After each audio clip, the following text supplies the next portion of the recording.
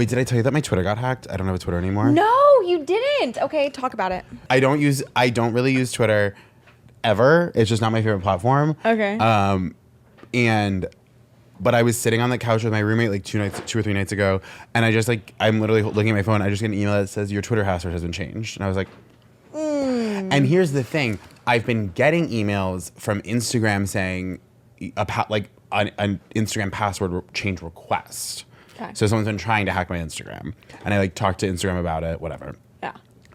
My Twitter, I didn't even get an email saying like we're changing your password. I just got an email that says your Twitter password has been changed. I was like, what? I open Twitter, I'm logged out on the app, it's just like gone. So I'm like, okay, I guess my Twitter just got hacked. I can't log in. I then email Twitter and I'm like, hey, my Twitter got hacked. Like I go through the Twitter thing where you like report that your Twitter got hacked. It's like there's like a form you fill out. I press submit. The second I press submit, there's a drop-down email from Twitter. Like the moment I press it, I receive a bounce-back email from Twitter that goes, hello, this is Twitter. We've investigated your claim and found that you have not been hacked and still have access to your account. And I was like, but I don't. Okay. And that was the full conversation. I'm kind of like, maybe I'll just start a new one. They haven't tweeted. Yeah, I don't know. Something's going on. Just make sure that they're not accessing like money in any way. Like what they probably are doing is messaging people asking for money. Or gonna post asking for money. Oh no!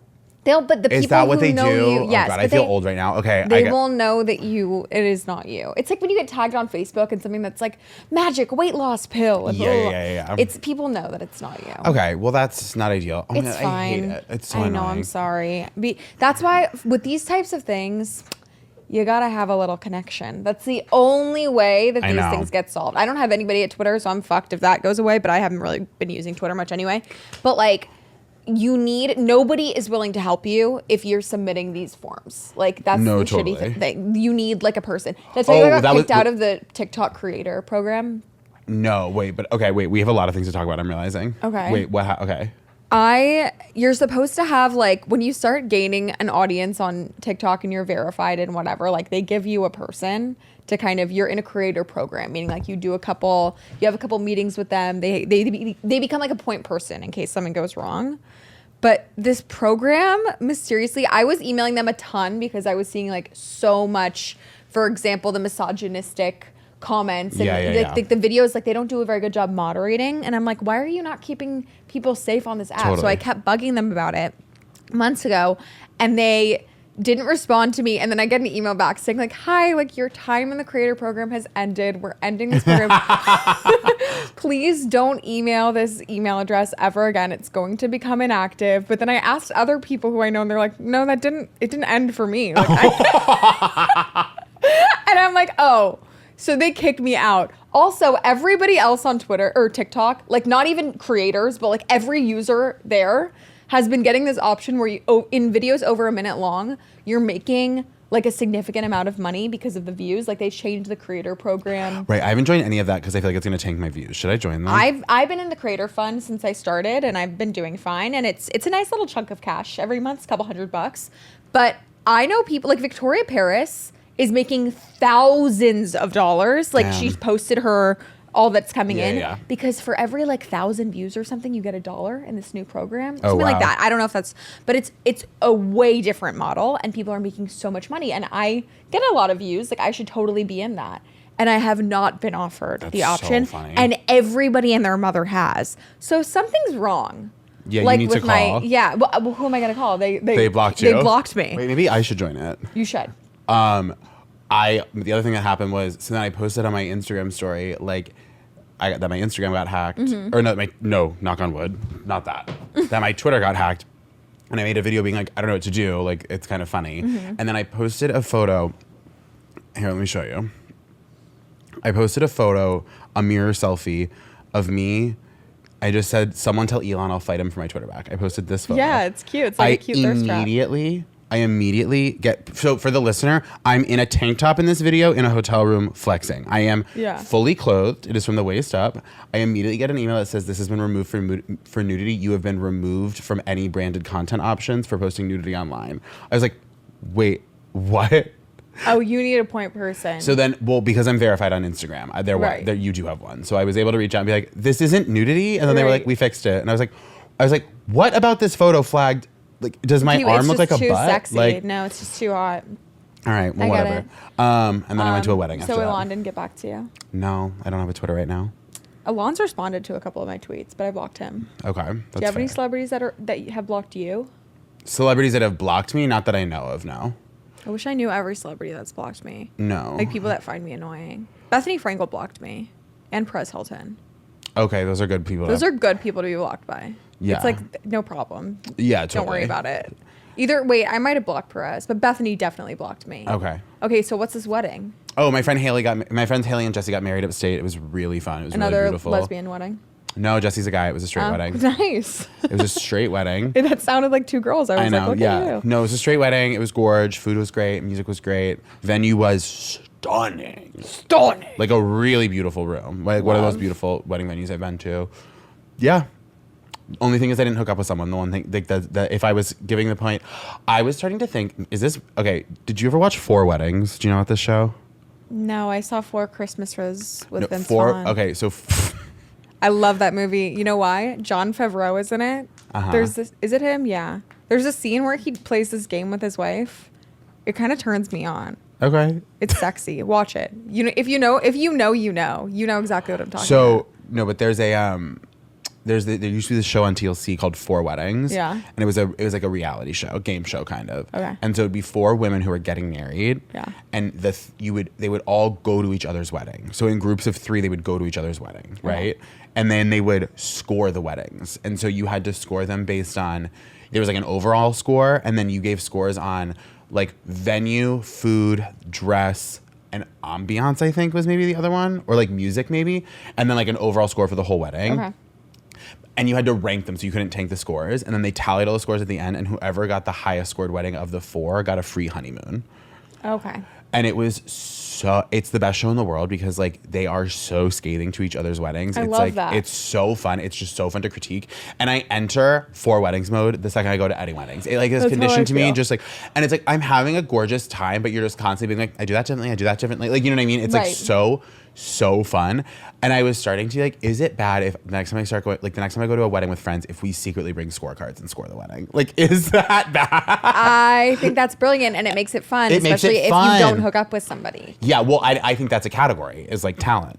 Oh my God, you're so I think right. that's a category because it's like, yeah, this wedding was perfect in every way, but like I didn't hook up, so that's a doc. That's There a point should doc. be hot people at your wedding. Yeah. It's definitely a doc if you don't.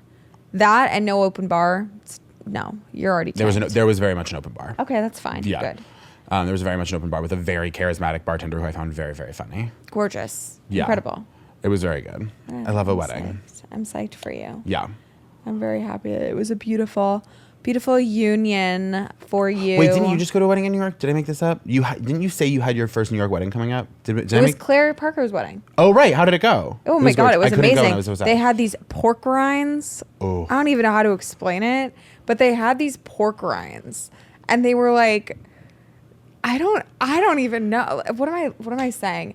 Yeah, at the wedding party, there were pork rinds that I have never been able to forget. Okay, Like I love every that. time I think of this wedding, I think of that. Like, just like the I kind of also like- made out with 2 people. But like one of them was kind of platonic, and one of them we're still kind of texting, but I keep forgetting what he looks like. It was just like really, it was chill. Here's how I feel about boys right now. I don't know if it's my antidepressants or what's going on. I am so disgusted by the idea of a penis, and I Okay. always am. But like penises are gross. But I right now am so repulsed by the thought. Okay. And I just don't. I'm in my celibate era, and I really feel That's a pretty common side effect of antidepressants, right? it is, yeah. But I think I'm okay with it. Like, I hope it lasts forever. I feel so. I was talking to my doctor, like, we had a follow up. She's like, so what are you experiencing? I'm like, well, I think my libido, is it libido or libido? Libido. I think my libido is lower because I'm sort of like meh. Like, I have no desire to do that right now. Do you feel like, okay, wait, do you feel like you're experiencing the effects of the antidepressant? Like, is it making you less depressed? I can't tell because it just so happens that I started taking antidepressants the moment that World War III started. So I genuinely have no idea how I feel because I think that my It's hard thoughts to about level current out. events are like, I can't figure out. But I feel fine. Like, so I think it must be working. I'm on a very low dose. She just put me on a little bit of it. And she asked me, how are you feeling about libido? And I said, I don't have a sex drive. But she's like, okay, so let's think about... No. Wow. And she's like, so let's think about, you know, we should change because that's a big part of it. And I go, it's fine. It's I think it will. That will It's change. honestly fine. No, well, you're supposed to switch birth control, or not birth control. You're supposed to switch antidepressants if that's a major side effect. Yes. You're not supposed to let that go from your life. But I am so okay with eliminating that aspect of my life. I am so at peace.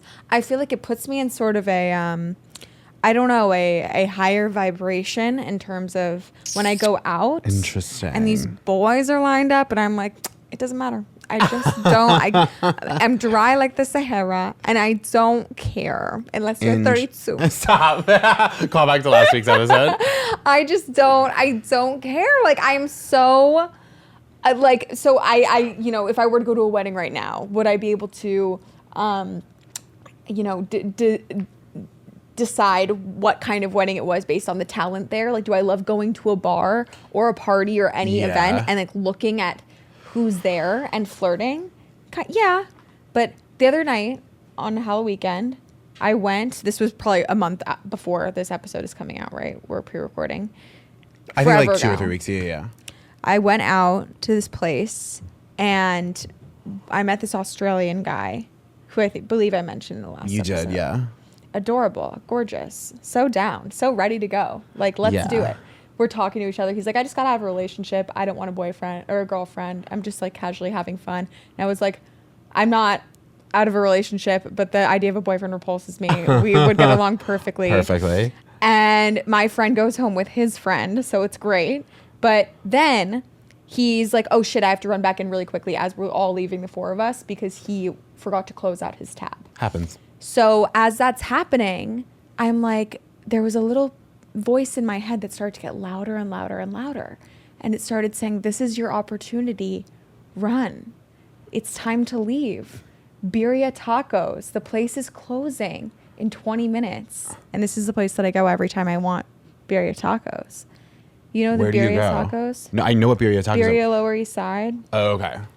And I was like, oh my God, I have to go. Tell that guy I'll call him when my tacos are done. What was I thinking? I don't know. You can't say something eating birria tacos. Exactly. And I knew that. I ran to go get the tacos, got them, went back to my apartment. The guy's calling me. He's like, where did you go? Like, everything was great. Everything was fine. But as soon as he left my vision. I think you need to change antidepressants. I just couldn't.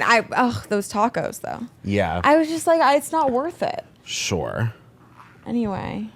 I feel like I'm in the opposite era to you right now. Really? You're fucking all over the place? Not that, it's just that I'm in that like headspace of dating and flirting and like wanting to hook up and like wanting to like make some connections. Good. Yeah. Good. I'm psyched for you. Yeah. It makes me want to vomit. Oh, I got the nicest message today. I just want to shout it out. I don't know if she wants me to say her name, but she said, I love your podcast a lot. It helps with the Sunday scaries, knowing I can listen on Monday at work. So that's sweet. Nice. She goes, you mentioned that your dad loves the Grateful Dead. I work for their label. I'd love to send you merch and vinyl if you and your dad would like. Could be a holiday gift for your dad. Oh my God, that's the sweetest thing I've ever heard in my life. Isn't that so cool? You're going to let her do it, right? Yeah, of course. Absolutely. That's so nice. That is so nice. Oh nice. my God. Can you tell we're tired? Sorry, we're double recording today. Wait, speaking of being nice, go ahead and rate and review the podcast. Yeah. What? Stop trying to copy me. I don't like this. I don't like this. Oh my God. Talia's regressing.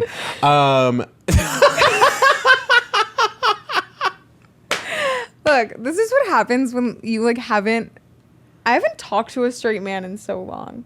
Sure. But you're texting with Australian guy, right? No? Now and then. It's so weird. I get these bursts. Like the other night I was like, hey, like let's hang out. Like come over right now. I was like ready. And he's like, okay, yeah, like let me get back to you in a second. And then an hour later he was like, okay. And I was like, no, I don't want to anymore. The window is this big. And if you miss it, you're done for a month. That's crazy. You know, but it's so, can we talk about this for a second? There's something about when women aren't having sex with men, you get into this like, I don't know, this area, this vibration of like, I am so clean and strong and pure, and I don't have anyone tainting me. Interesting. Being inside of me. Ugh, you guys are dirty. Okay, sorry. And it's just like disgusting. Like it's like I don't have to worry about these things. Sure. You're unleashing toxins into my body. Think about it. We don't go inside of your body. You go inside of our body. Yeah, I think it's a violation. Well, if it's consensual, it's not. Have you seen the show You on Netflix? I've seen clips of it. Oh, it's so funny. I think it's Hari Neff plays a character. Okay. In the first season, she goes, well, I'm personally under the belief that all penetration under patriarchy is rape, but...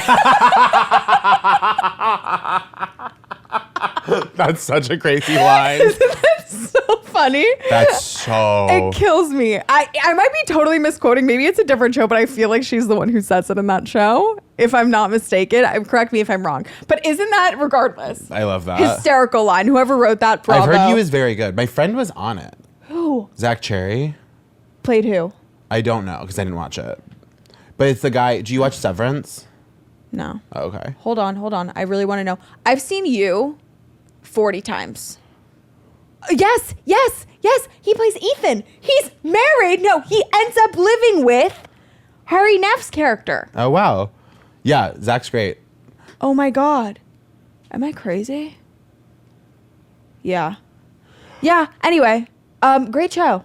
I've heard it's good. I've heard it's very good. Oh, it's incredible. The woman who made it, Sarah Gamble, made this show that was like me and my friends. I had like an email chain where we would email this sci-fi show called The Magicians. It's based on like a book. It's like a sci-fi. It's like a fantasy show about like it's like slutty Harry Potter. Like it's like they go to a magic school and but they're all like it's like they all do drugs and they fuck and they learn magic and it's like so fun. I love that. And we would like, but it was like some of my nerdiest friends and we had this is like not that long ago. This is like 3 years ago.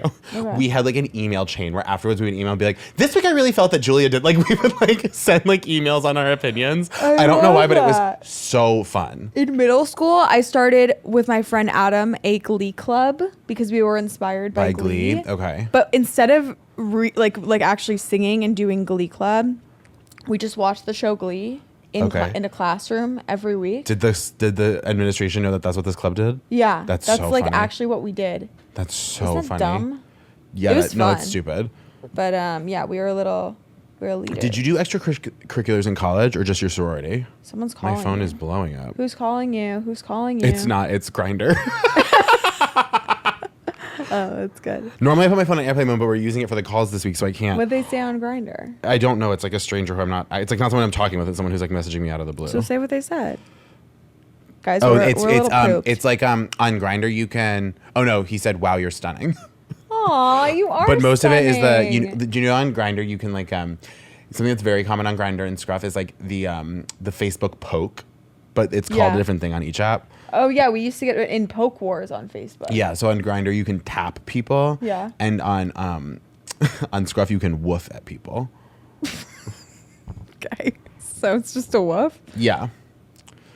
It's just like it means what? It means it's like a Facebook poke, but it's a little paw print on their profile that you press. I hate the 21st century or whatever the fuck we're in right now. I hate it.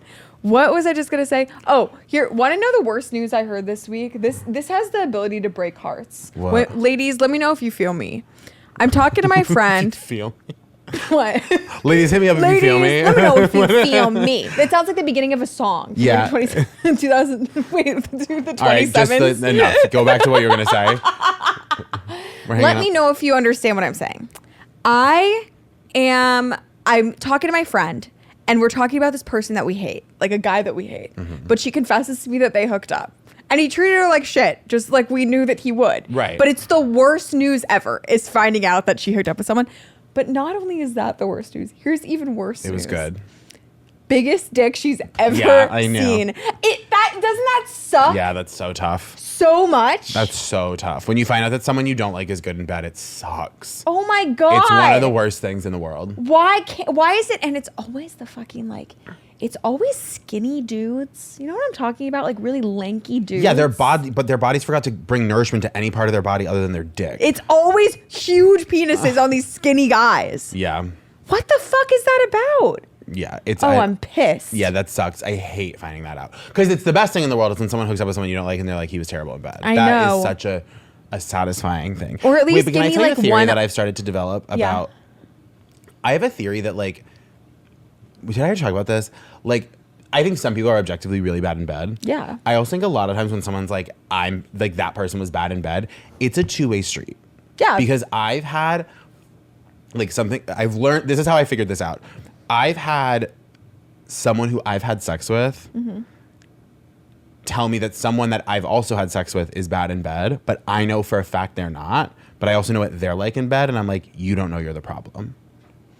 Yeah. Like I'm thinking of a specific person who like told me a couple different people who because it's Brooklyn gay. It's like we've all hooked up with each other. Right. He was like, oh yeah, we had hooked up. He's really bad in bed, and I was like, I think you don't know that you're the one that's not good in bed. It's And sort of you're like with telling kissing, where if people- you're kissing a bad kisser, you can't be good at kissing. Exactly.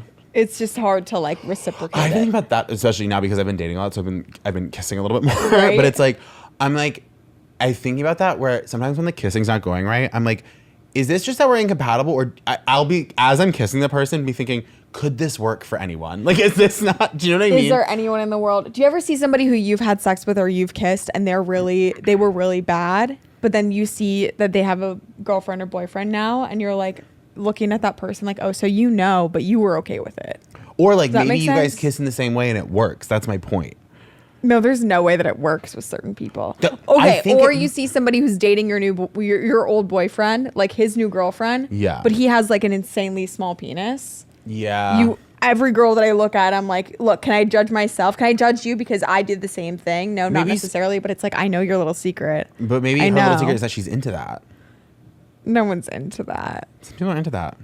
It was too small. Well, I know who you're talking about and I know what you're talking about, and that's maybe a little bit different. It's That's totally maybe a little bit different. different. No, that's crazy. But isn't it weird to like see people who you know? It's like you're hooking up with a person that I've had sex with and it's bad. There was this kid on campus when I was in college.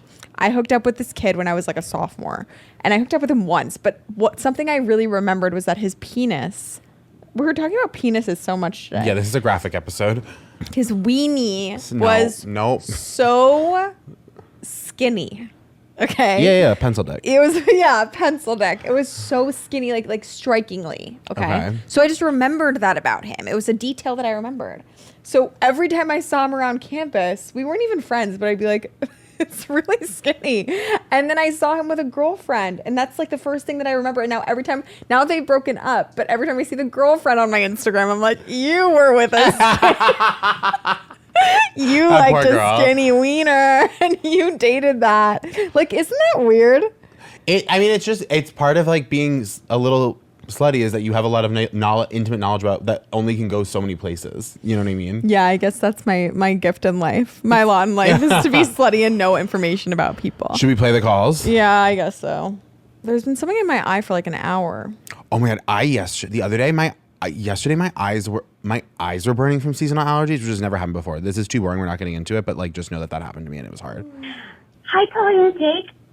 Obviously, you guys are some of my all-time comfort creators, so I love the pod, obviously. Thank you. I wanted to ask a question about parental relationships. In that, I'm in my early 20s, I'm 22, and I'm at that stage where I'm like kind of, halfway still relying on my parents for some things, but then halfway, making a life for myself. Okay. But my parents and I have that relationship where, they're really religious and I'm not, and we've just as I've grown into becoming my own person, they've grown more and more resentment towards me for it, and thus I have I have so much resentment towards them, and this is a very tricky situation. But I'm just wondering if you guys, like, when you're on the path to becoming your own person and exploring life and whatever, but you have like these deep, icky feelings anytime anything with your parents comes up. I don't know if this makes sense, but I guess to sum up the whole question, like, how do you reconcile having, just tricky emotions and feelings about your parents while, like, holding the gratefulness that, I'm grateful that my parents love me, but at the same time, I do not feel loved when I interact with them. Okay, well, I hope you guys have a good day, and good luck on your next episode. Bye! What a question. What a sweet What person. a sweet call. I really liked that call. I love you. Yeah, you're great. I love your voice, and I don't know. I know. It's just you're so warm. I love you. Totally. Do you have anything to start off? You can start. Like, I think that I wasn't raised super religious. Like, we were religious initially, and then, like, as kind of a whole family, it petered out. It wasn't like a big thing, so I can't really relate to the religious aspect of it. I went through periods of, like, politically not agreeing with my family, but we've also quite fortunately in recent years become much more aligned altogether. My immediate family, like Right. my parents or whatever, not my extended family, but, like, I do think that I think there's kind of a natural growing pain that happened with my dad and I, where there's a shift from, like, the period of time where I think my dad was like, I'm the knowledgeable one. I'm the adult. You should believe what I believe. You should, like, listen to what I have to say. I'm, like, the wiser one. And then there was a period where I was, like, disagreeing with him, and I think that made him feel kind of almost insecure, because it was like, you've raised this. He's, like, known me since I was an infant. So it's like, who the fuck is this person to know more than me or whatever, And then we went through this period where it was like, no, we just are different people. We're allowed to have different opinions. We did a lot of growing. And now I think, like, when my dad and I disagree, I think my dad, like, respects me for having my own autonomy and my own point of view and my own, whatever. And I respect that he has that as well. And even when we disagree on things, we can listen. And I think there was a little bit of just a growing pain that went through that. So I think in a best case scenario, maybe you're a family and you have that, because, like, the fact of the matter is, if your parents want you to blindly believe what they tell you to believe and listen to what you want to listen to what they say and, like, do as they say, that's not really love, that's control. And then that's, like, a bigger issue to kind of deal with, is that you do just have to kind of accept that you can't give them that without being honest but true to yourself. But I would say give them a benefit of the doubt that you just kind of have to hold firm and, like, I love you. I'm not doing this to spite you. This is who I am and what I believe. I think we can still be respectful of each other and love each other. And, like, I think over time, everyone can become more comfortable with that. That's, like, the most ideal version of it, though. Amen. I mean, I understand what you're talking about when it comes to feeling a little uncomfortable. I'm an only child, so when my parents, the two of them, call me down when I'm home from my room to, like, meet them in the kitchen or something, it's like PTSD. Like, my first thought is, like, I'm in trouble. Like, Totally. They'd say, let's all the three of us get dinner. My family, that is my immediate family. 3 of us. That's it. So when they say let's have a family dinner, it's just us 3. Right. I'm like, what's wrong? Because it takes me back to the time that they took me to, Chipotle to tell me that they found my secret Facebook page in 7th grade and that I was grounded for 2 months. Like, What was the biggest thing you got in trouble for? And, like, was that the biggest thing? That was the biggest thing, I think. You weren't allowed to have Facebook. You secretly had one? I secretly had a Facebook. I was What was obsessed. the biggest thing I got in trouble for? I really wanted to start posting, like, funny statuses and stuff. I was like, I had so many ideas to share with my Facebook page. Like, I couldn't believe they wouldn't let me. But, I got in so much trouble with my dad and my ex-stepmom, who was my stepmom at the time, for having a hickey once. Really? See, they didn't care about that kind of stuff with me. They wouldn't have been happy, but they wouldn't have got me in trouble for it. It was more my ex-stepmom that was mad than my dad. I think my dad was just mad because my ex-stepmom wanted him to be mad. You know what I mean? Right, That sort of thing. But, like, I'm trying to think if I was, like, such a boring good kid. I was too. What did I get in trouble for? For me, it was all about grades. It was, like, lack of discipline when it came to grades. Oh, grades was a whole thing too. Grades was the biggest thing. I understand now as an adult, I'm almost 25 years old. When I'm sitting in the kitchen with my 2 parents and we're just talking, the 3 of us, I'll get, like, literal flashbacks to when I was in the kitchen and they're holding up my report card and I'm sobbing and they're, like, lecturing me. It's the worst moment in the world. Sometimes, like, you're in that weird space where you're relying on them, but you're not. So sometimes when you're with them and you're alone with them, you spent so much time with them being the kid that you kind of revert back. And it's like, I sometimes get like, and I think I will for the rest of my life, as long as they're around, God willing, when I'm 50 years old, I'll be sitting in a kitchen with my two parents and still feeling like, am I in trouble? Like, it's just, you're their kid. Yeah. I wonder if this is another moment. I feel like this comes up so often. I wonder if this is another moment where I can't fully relate to the scenario because my parents are divorced. And I think when your parents are divorced and it is not amicable, right, you way earlier go through the thing of like learning that they're not perfect and that they don't know everything, right, because your parents are explaining to you very succinctly and clearly what is wrong with the other parent all the time. So you stop like viewing them as like this monolith that you kind of root your identity in. And I think it's probably harder to go through that when you get older if you didn't have to do that before. So I wonder, it sounds like maybe she's going through that too, which like I just fully can't relate to because my parents split up when I was, I think, 8. Right. You know? So my childhood looks a lot like my adulthood does in terms of my family right now. Yeah. So like my family doesn't look different. You know what I mean? So it's sort of weird to come to terms with the fact that when I go home and see them, I'm an adult and they don't get to tell me what to do. It's hard for them too. I think that you might also be struggling with the fact your parents are trying to hold on to you. They're trying to nitpick a lot. When my parents and I have a huge problem where if we're going to go out to dinner, the three of us, we have plenty of fun. I don't want to make it sound like we don't, but sometimes I feel like I'm back to being a middle schooler because rather than lecturing me now about grades or about how I made a Facebook without their permission or whatever I did wrong, they are now lecturing me about why didn't you pay your taxes quarterly? Why didn't you file for this, that, and the other? Why did you not, you know, your credit card or your this or your that? It's like they are looking for ways to nag you because that's what they know how to do. They're treating you like a child. If you feel like you're with a child and you revert back to being like a child with them, it's because that's how they're treating you, because that's how they see you. That's how they know you. My parents, it's still the same shit of like me sitting there where they're both lecturing me and I kind of feel like I'm in trouble and I'm so small. But it's just different shit that they're talking to me about. They're lecturing me about, you know, my finances or my safety in terms of my job and being a creator or whatever. Like they're lecturing me. And it's like you have to kind of remember that's their job. And you're going to feel uncomfortable hanging out alone with them sometimes. But try and like find something that you can laugh about. Like you have to find like, I love hanging out with my parents if I can just get them off of nagging me. Like they have to stop. Make it like, you know, I told my dad, if you want to be my friend, like they're willing to meet you in the middle. They're willing to do what you want to do if you threaten that. Like, I don't know how you need to do this in your own way and figure out what works for you. Don't you, like for me, what worked for me and my dad in terms of having better conversations and being more like friends instead of like father and daughter was me being like, if you want to be my friend, if you want me to hang out with you, you cannot just lecture me every time I come around about my taxes. Like there's boundary setting. There's boundaries. Like I don't want to be treated like a child right now. And it's very hard for him. He likes to feel like he's teaching me something. He likes to feel like a parent. But it's like he wants to hang out with me. So I get to pick the conversation topic and he follows along. And similarly, like you mentioned, like how do you struggle, like how do you reconcile, I think you said like feeling icky about certain things about your family. And it's like, I think like, because you mentioned that they're really religious. We don't really know what they're I'm getting this sense that there's a disagreement on like politics and religious beliefs.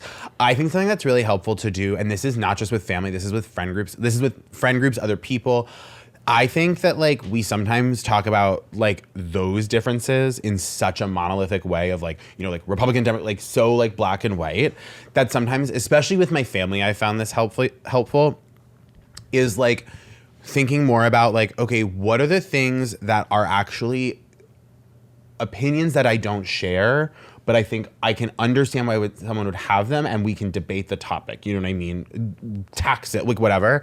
And then there's the topics where it's like, I'm actually not willing to debate this. Like if you're going to say that like, you know, I don't know, like if we're going to debate like the topic of like Black Lives Matter, do you know what I mean? It's like, I'm not going to like tolerate that. Right. Do you know what I mean? I'm not going to be like, I hear your side of it. It's like, no, like if you don't, you know, we can't. It's this or that. So it's like setting boundaries within your relationship of like, here are the things that like I need us to baseline either like agree on or like, you know, like, does that make sense? Right. And I think if there are certain things that they believe or that they're doing that are making you feel consistently really bad about them or about spending time with them, then that's a conversation of maybe saying like, I can't partake in this relationship as much if it's making me feel X, Y, or Z way. Whereas like if it's more just like, they're more conservative fiscally or whatever, then like those are the things that like you can learn how to like navigate. Like maybe we don't talk about these all the time because we tend to get in fights or whatever, you know? Right. I think that's also like a helpful balance. Yeah, but know that it's not. Sorry, I'm a little tired, but I'm here. Know that it's not weird or uncommon to be hitting your mid-20s and still feeling like uncomfortable and Not getting at the all. ick when you're like around your parents alone and feeling like, what am I doing here? This feels so weird. Like that's, I used to describe the feeling. It's sort of a weird melancholy, like a homesickness almost, when I'm like uncomfortable with my parents and I'm like, who are these people and what is their job here and what is our relationship to each other right now? Like it's a very unsettling mix of like nostalgia, but also sadness, but discomfort. It's just not good. You're not alone. It's very normal. Yeah. And the way to deal with it is like set your boundaries, figure out what you're allowed to talk about. There's certain things you just can't. Yeah. Next call. Yep. Okay, so long-time listener, first-time caller. Welcome. Kind of have a parasocial relationship with both of you. Love you so much. Anyways, let's just dive right in. So my best friend lives 3 hours away from me, and when I was visiting her like a month ago, we went to the bars, and I had a one-night stand with this girl, but like I was only there for the weekend. And well, a week after the one-night stand, my friend gets me an interview with essentially my dream job, although I don't dream of labor, in her city, which like, yes, I'm interviewing and moving there. So I go there to interview and end up meeting with my one-night stand and making it a two-night stand. Are we still following? So everything goes great, right? And like a week afterward, I text her, hey, I'm going to be in this town again. Do you want to meet up? And she ghosts me. Doesn't block me on Instagram or Snap, but goes ghost. Well, now I got the job, like, yay me, and I'm Congrats. moving there, and it's a small town, so I'm just wondering when I run into her, because I'm gonna run into her, because it's like a college town. How do I handle it so that I come out on top? I'm a lesbian, so obviously I still like her and have pictured our wedding. So, like, best case scenario, give me, like, the best advice to, like, come out with the power, or should I just be like, fuck her, or, you know, what do I do? That's basically it. Love you both so much, and yeah, I don't know how to end these things, so. Incredible call. Such good call. And we've maybe never been better suited for advice. Like, I feel we are so ready for this. Fantastic. It's perfect. I'm so glad that you waited until this moment. Thank you so much for this call. I wonder if we're going to have the same opinion. I immediately was like, I know exactly what I want you to do. Okay, say it. When you see her out, it's a wide-eyed hi. That's it. No bitterness, no excitement, just like as though you're seeing like a coworker you saw the day before. Hi. That's it. And it's like, you're not bitter, you're not excited, you're not mad. If she tries anything, no, absolutely not, because she ghosted. You don't want that back. You know what I mean? Like, it's just like, whatever. That's what I would do. Yeah. I can see in your eyes and your soul that you disagree. No, I don't disagree. Oh, you don't. Let me tell you a little story.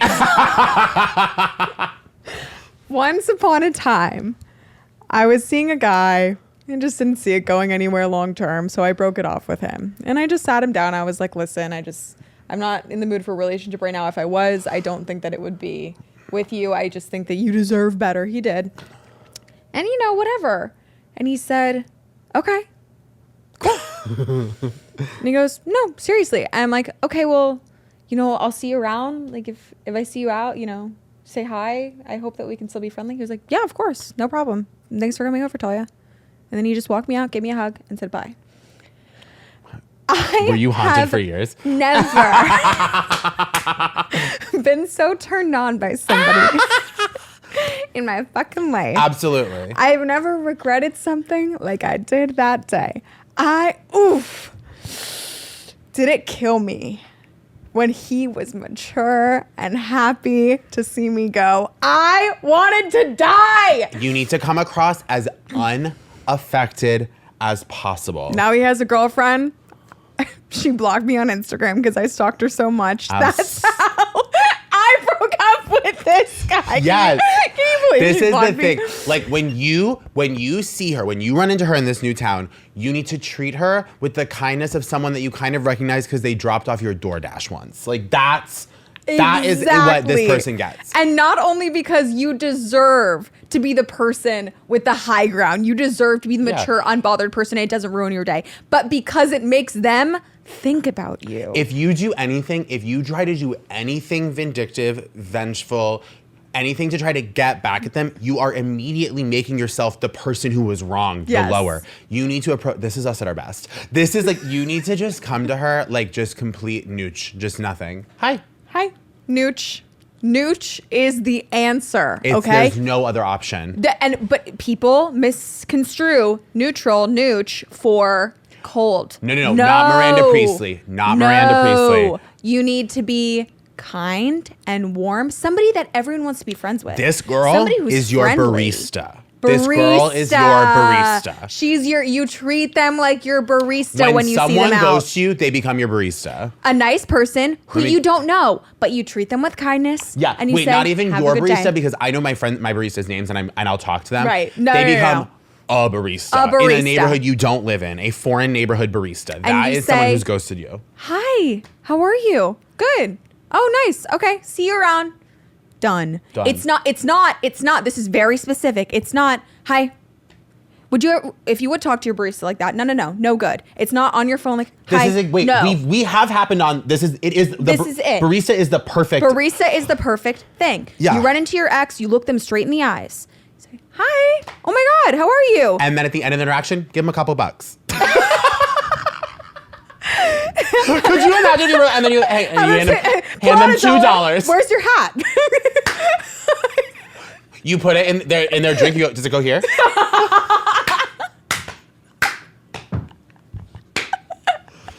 No, but this is it. That's exactly how you treat someone who ghosted you. Like a barista you don't know. Yep, that's what you do. This man treated me like a barista, and did it twist the knife. Oh my God. I was like, I can't. I will never forget. Yeah, you can't. Walking out of his apartment, him closing the door, and me just leaning against the door and going, was that the biggest fucking mistake of my life? Yeah, you'll never know. And before, when I walked in there, I was just like, yeah, this is going to be chill. Like, I just need to break up with him. I don't see it going anywhere. Now, biggest mistake of my fucking life. Only because he was so mature about it. You have to be mature. He wasn't cold. He wasn't mean. He wasn't upset. For all I know, he could have closed the door and gone and like stabbed a pillow or started sobbing. She doesn't need to see that. Nobody needs to see that. He didn't need to try and convince me. He doesn't need to try and be extra nice when I see him in public. Just the neutrality. Ooh, the knife burns. Yeah, she is a barista. Burns. She is a barista. Oh my God. Wow. That's what you have to do. I feel really good about that. Amen. Amen. Congrats on the new job. That's huge. That's very exciting. Good for you. Okay, last call. Hi, Talia and Jake. My name's Bridget. I'm 25 years old, and I live alone, which I think majorly contributes to this issue I'm looking for advice on, or just kind of your perspective. How you guys keep up with the just kind of day-to-day,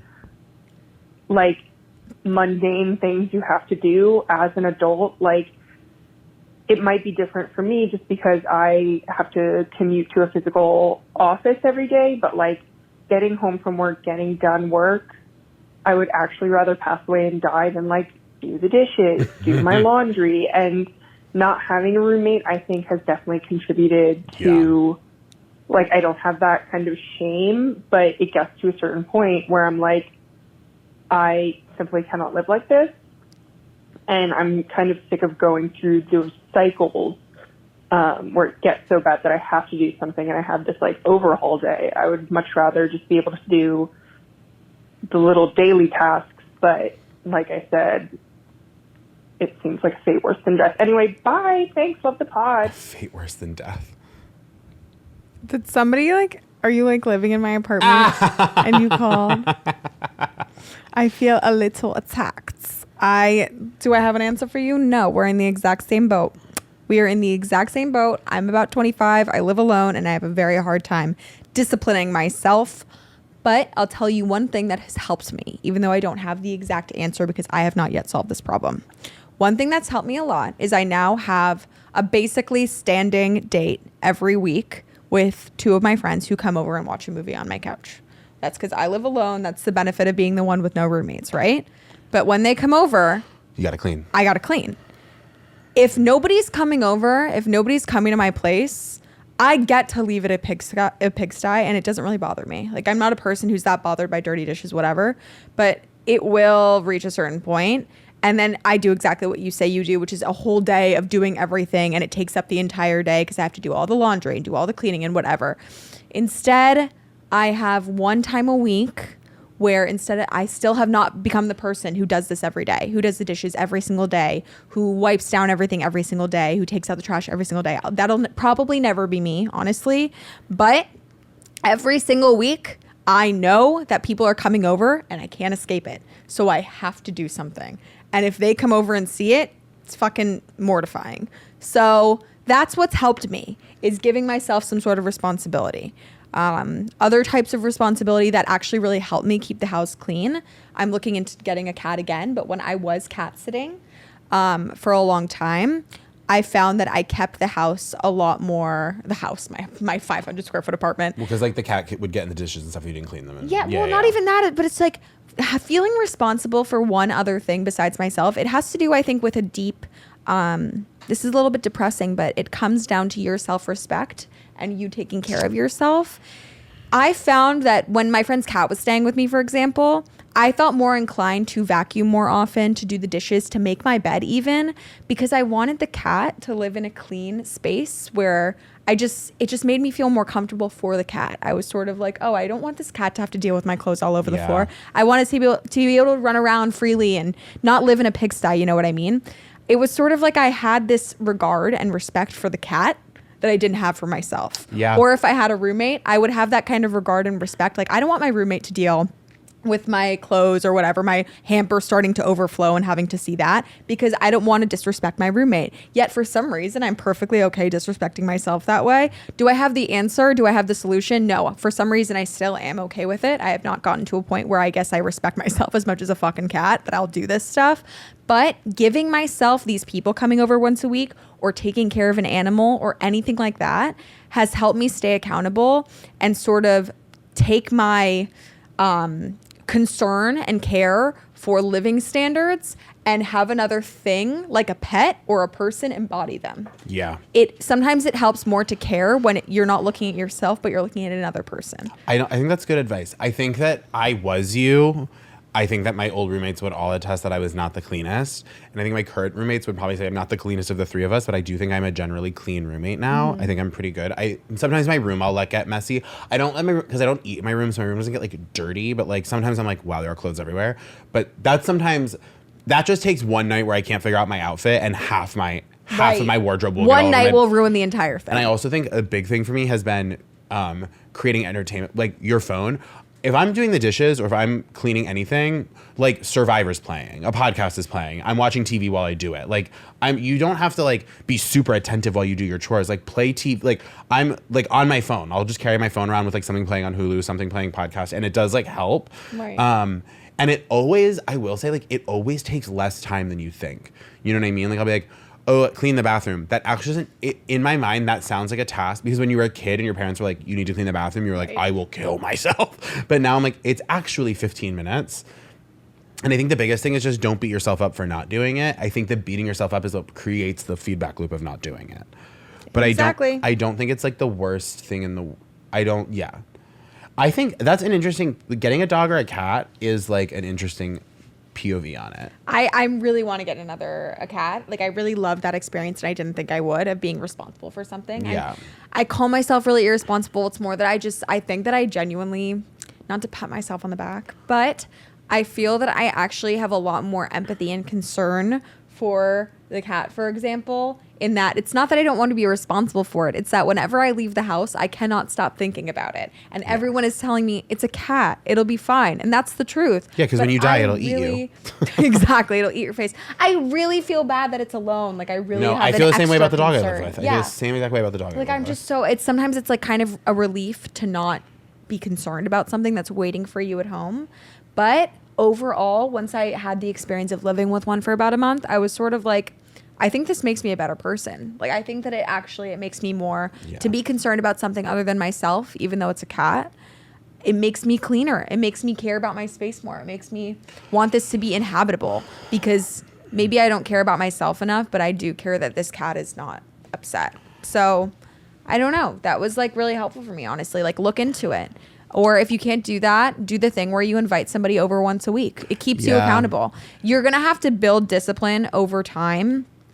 We're only in our 20s. Like, you can't fix everything. No. You're going to build discipline when it comes to doing the everyday things. Like, I do not have the discipline for cleaning the house that somebody who, like, has a kid and lives in a house. Like these people do. Like, I don't have that yet because I just don't have to. I'm in my 20s. Well, I don't care. There's a process that you go that I feel like I've gone through a lot of, like, learning and getting more comfortable with, like, investing in myself, quote unquote, in different ways. And, like, that means, like, you know, saying what I want, you know what I mean? Like, Right. being vulnerable, like, and, like, investing in your home. Like, I was talking to my roommates about this. Like, I still haven't fully decorated my room. And I think part of that was because I was so afraid that I would have to move again and then have to take it all down. Right. And it's like, I think that probably stems back to childhood in certain ways, but it's like, I think that, like, getting more and more comfortable with, like, because it's like, ultimately, like, let's say I did decorate my room and then in 3 months had to take it all down. It would still be nicer for those 3 months I lived there, you know? And it's like, investing in yourself is not as bad of a thing as I think I thought it would be. And it was like, and the more comfortable I get with it, the more joyful my life has become. Exactly. You know, it's the same thing with, like, going to the gym about, like, well, what if I go to the gym this week, but then I don't go next week, then it doesn't matter. Like, because it and then it's like, you just go, you just feel good. You know, it's like things like that. Like, just getting more and more comfortable with that, the more you realize that, like, life is long, is like, and, like, you might as well just, like, live in the moment without those things. Maybe this is a little bigger picture than what she's asking for in terms of how to do your dishes, but this is where I tend to go. I zoom out. Absolutely. But, like, I think that it is just something to get more comfortable with. But yeah, don't beat yourself up if you don't do it, but also just, like, I think it's just, like, do it, you know? Because also, like, when you do dishes when you're doing dishes all the time, I think you also kind of get good at figuring out how to, like, not have a lot of dishes because you're like, oh yeah, you know what I mean? It just gets it. It's not an issue. I don't have a dishwasher. It's really not a problem. Yeah. Yeah.